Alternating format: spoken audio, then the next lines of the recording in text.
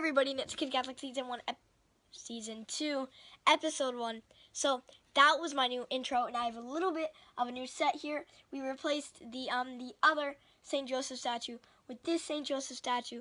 We added in the prayer hands. We added in this beautiful angel, and you guys were looking forward to some of the set changes, so I just thought I would share that with you. And now, let's get into the topic. Now, today's topic will be part 1 of a 3-part series. It will be Holy Thursday. Then next week we'll do Good Friday. Then the next week we will do Easter Sunday. Now, real quick, just wanted to say thank you guys so much for all of the new subscribers and for all of you guys that listened to me on the Busted Halo Show this past week. It was really fun on the Busted Halo Show to be on there. It was awesome. It was amazing. And thank you to all of my new subscribers and the subscribers before them.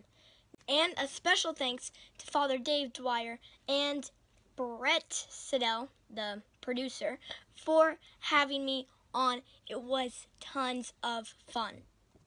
So, like I said, today's topic is Holy Thursday. And so, Holy Thursday is the day that Jesus instituted the Holy Communion, the Eucharist, instituted the Eucharist. And so a sacrament, what a sacrament is a sacrament is an outward sign instituted by Christ to give grace, instituted by Christ. That's what Jesus did in the Last Supper. At the Last Supper, he turned ordinary bread and ordinary wine into his body and blood, like we see in the Mass. It happens every Mass. And so Holy Thursday is when he did it first. Now, it's actually quite interesting because Matthew, Mark, and Luke all talk about the Last Supper. Yet John, however, does not talk about the Last Supper, but John talks about the washing of the feet. And so what us Catholics have done is we've put all 4 Gospels of Matthew, Mark, Luke, and John's together and made the story of the Last Supper, when Jesus there washed their feet. So, when you go to Mass on Last Supper, remember it is a Mass. It's Good Friday that's not the Mass. But Holy Thursday is a Mass. So when you go there, you will see 12 people get their feet washed by the priest, which represented the 12 apostles who Jesus washed their feet, which stood for cleansing them of their sins, which we do when we go to penance. So it's basically sort of like 2 sacraments in one Mass, and oh my goodness, Holy Thursday is awesome. Holy Thursday, or the Last Supper, is also when Jesus predicted that one of the apostles would betray him. One of them would deny him 3 times before the cock crowed. And Good Friday, the next day, there's a little story that goes along with that. What Jesus predicted actually happened. But that's to talk about next week. But I just think that it's amazing that he predicted all these things on Holy Thursday, and they all came true. He's just that amazing. Now, everybody, since we have the topic done, it's time for the Saint of the Week. Now, today's Saint of the Week will be St. Paul the Apostle, otherwise known as St. Paul, in honor of Father Dave Dwyer's church that I actually went to a week ago in New York.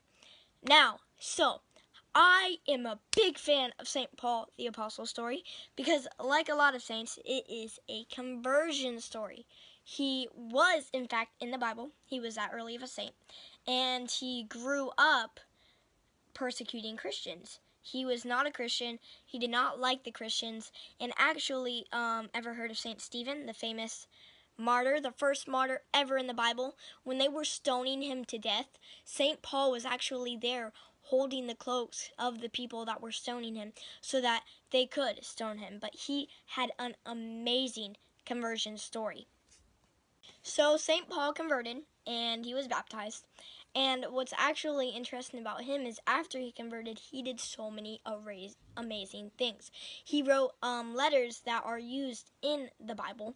He went to visit St. Peter. He went all around the world preaching. And have you ever heard at the Mass when the person at the ambo during the reading says something like a reading from the letter of St. Paul to the Ephesians, or a reading from the letter of St. Paul to the Romans? Those were actually St. Paul's letters that he wrote that are put into the Bible that we read at the Mass. I know I normally only do one of these per episode, but I just gotta throw in another one. Now, everybody, I would love to tell you more about him, but we are running out of time.